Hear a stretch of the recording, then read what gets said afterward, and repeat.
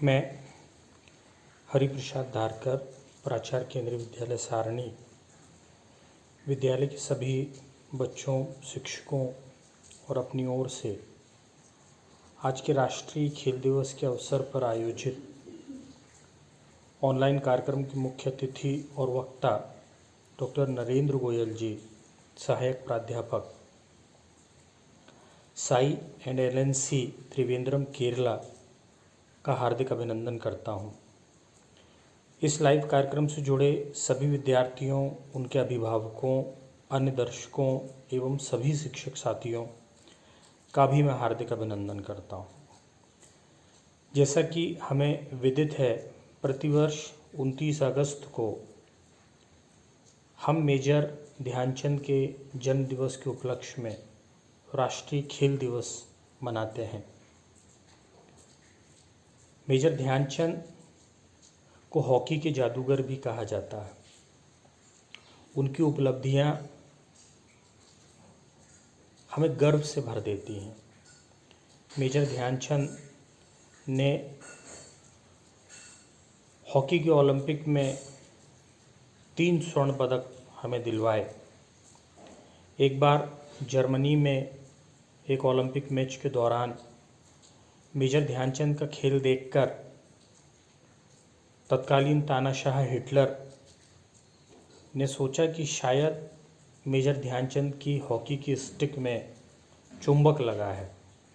जब वो खेला करते थे तो खेलने के दौरान जो हॉकी की गेंद है वो उनकी स्टिक से अलग नहीं होती थी। लोगों को देखकर लगता था कि जहाँ स्टिक जा रही है वहाँ गेंद आ रही है।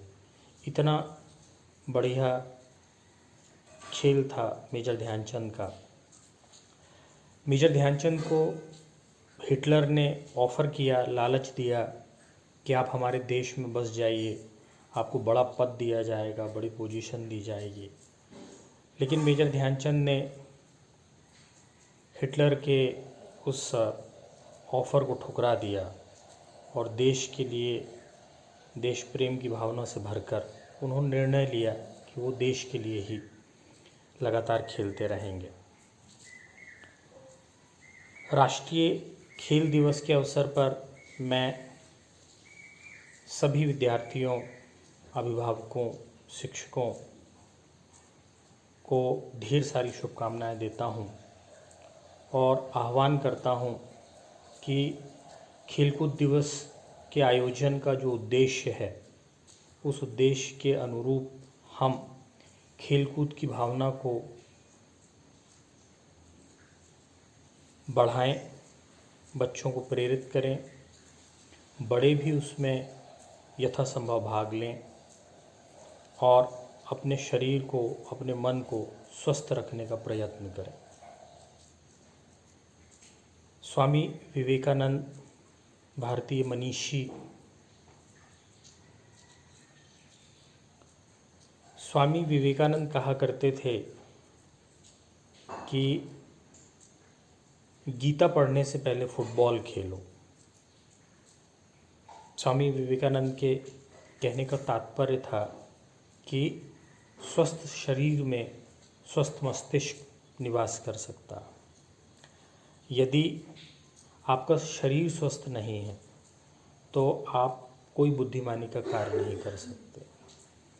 बहुत ही उपयोगी और बहुत ज्ञानवर्धक और हमेशा अनुसरण करने योग्य बात है, खासकर हमारे विद्यार्थियों के लिए। हमारे विद्यार्थियों को सबसे पहले अपने स्वास्थ्य का ध्यान रखना है, फिर उसके बाद अन्य गतिविधियों में भाग लेना। बड़े दुर्भाग्य का विषय है कि आज हम जिस कठिन समय से गुजर रहे, कोरोना काल, ऐसे समय में हमारे बच्चे जो थोड़ा बहुत समय कभी कभार खेल कूद के लिए निकाल भी लिया करते थे, बहुत मुश्किल हो गया है आजकल के समय में किसी तरह के खेल कूद के लिए समय निकाल पाना, क्योंकि बच्चों का बाहर जाना लगभग बंद है। अगर बाहर जाते भी हैं तो खेल कूद के मैदान बंद हैं। तो सारे बच्चों से मेरी अपेक्षा है कि चूँकि आउटडोर गेम्स की फैसिलिटी आजकल के समय में एहतियात बरतते हुए उपलब्ध नहीं है, तो कम से कम हम घर में जो भी फिज़िकल एक्टिविटी कर सकते हैं उस एक्टिविटी में ज़रूर भाग लें। हम सुबह जल्दी उठने का प्रयास करें, योग करें, प्राणायाम करें, छोटी एक्सरसाइज करें, घरेलू कामों में हिस्सा लें, अपने पेरेंट्स का हाथ बटाएं और हल्के फुल्के एक्सरसाइज हम करते रहें, फिज़िकली हम एक्टिव रहें। एक समय था जब हम बच्चों से अपेक्षा करते थे कि वो इलेक्ट्रॉनिक गैजेट से दूर रहेंगे, मोबाइल और इस तरह की चीज़ों पर प्रतिबंध हम लोग लगाया करते थे। मजबूरन बच्चों की पढ़ाई का नुकसान ना हो, इसलिए निर्णय लिया गया कि बच्चे मोबाइल से, टैबलेट से पढ़ा करेंगे। लेकिन इस मोबाइल और टैबलेट के कारण पढ़ाई तो हो रही, पढ़ाई होनी चाहिए, लेकिन बच्चों आपको ध्यान रखना है कि इसके कारण आपके स्वास्थ्य पर किसी तरह का प्रतिकूल असर ना पड़े। आप मोबाइल से पढ़ना आपके लिए एक मजबूरी है, तो उस मजबूरी के चलते जो समय आप मोबाइल के साथ बिता रहे उसके ही संतुलन में, उसके ख़राब असर को कम करने के लिए आप फिज़िकल एक्टिविटी में ज़रूर भाग लें। आप घर में लगातार चलते फिरते रहें, आप घरेलू कामों में मदद करें, आप योग प्राणायाम करें, छोटे व्यायाम हो सकते हैं वो किए जा सकते हैं। राष्ट्रीय खेलकूद दिवस के अवसर पर मैं आह्वान करता हूं हमारे बच्चों से कि वो अपने स्वास्थ्य के प्रति जागरूक रहेंगे और अपने स्वास्थ्य का सबसे अधिक प्राथमिकता के साथ ध्यान रखने का प्रयत्न करेंगे। आप सभी जानते हैं कि भारत सरकार ने फिट इंडिया मूवमेंट चला रखी। फिट इंडिया मूवमेंट के उपलक्ष्य में माननीय मोदी जी, प्रधानमंत्री भारत सरकार के समक्ष एक रंगारंग कार्यक्रम का आयोजन विगत वर्ष किया गया। उस कार्यक्रम की प्रस्तुति में ढेर सारी कलात्मक प्रस्तुतियाँ देश भर के भिन्न भिन्न स्थानों के बच्चों ने और युवाओं ने दी। उन कार्यक्रमों के माध्यम से देखा जा सकता है कि हमारी संस्कृति में जो किसी तरह के बिना खर्च के, बहुत सारा पैसा खर्च किए बिना, बहुत अधिक प्रशिक्षण के बिना बहुत सारी गतिविधियां पहले से हैं जो फिज़िकल फिटनेस बनाए रखने में बहुत मदद कर सकती हैं। कबड्डी जैसे खेल हैं, खो खो जैसे खेल हैं। उन वीडियोज़ में मैं देख रहा था विगत वर्ष कि बच्चे ज़मीन पर लाइन खींचकर एक एक पैर से चल के, कूद के, दौड़कर खेल सकते थे। उस तरह के प्रयास अभी भी किए जा सकते हैं और फिट रहने का प्रयास हमको करना है। आपसे अपेक्षा है कि आप, हालांकि आजकल के समय में खेल में भी बहुत अच्छा कैरियर है। आपने बहुत सारे खिलाड़ियों को देखा।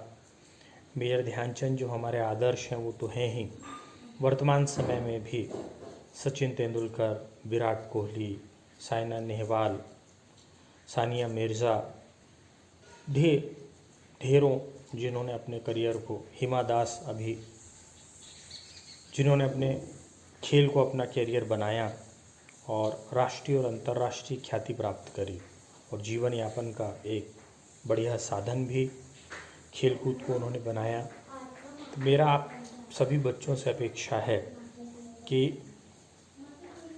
खेल को भी कैरियर के विकल्प के रूप में अपनाया जा सकता है, लेकिन शुरुआत में ज़रूरी नहीं है कि आप बिल्कुल प्रोफेशनल की तरह ही खेल कूद में महारत आपको मिल जाए। आप शुरुआत करें, छोटे स्तर पर करें। अपने आप को स्वस्थ रखने के लिए, अपने आप को पूरी तरह से एक्टिव रखने के लिए आप खेलकूद में भाग लें। फिर आप देखें कि अगर आपकी क्षमता के हिसाब से आप बहुत अच्छा प्रदर्शन कर रहे हैं तो फिर उस तरफ भी सोचा जा सकता है, उस दिशा में आगे बढ़ा जा सकता है और आप खेलकूद को भी एक अपने करियर का एक बढ़िया एक विकल्प बना सकते हैं। अंत में पुनः राष्ट्रीय खेल दिवस के अवसर पर मैं आप सभी को ढेर सारी बधाई देता हूं, हार्दिक अभिनंदन करता हूं। आपका मुख्यतः डॉक्टर नरेंद्र गोयल जी, जो आज के कार्यक्रम के मुख्य वक्ता और मुख्य अतिथि हैं, उनका हार्दिक आभार कि उन्होंने हमारे बच्चों का मार्गदर्शन करने के लिए समय निकाला। विद्यालय के खेल शिक्षक श्री संदीप शर्मा जी, जिन्होंने डॉक्टर नरेंद्र गोयल को सुनने का अवसर हम सभी को प्रदान किया, हम उनके हार्दिक आभारी हैं जिन्होंने इस आयोजन को सफल बनाने में योगदान दिया।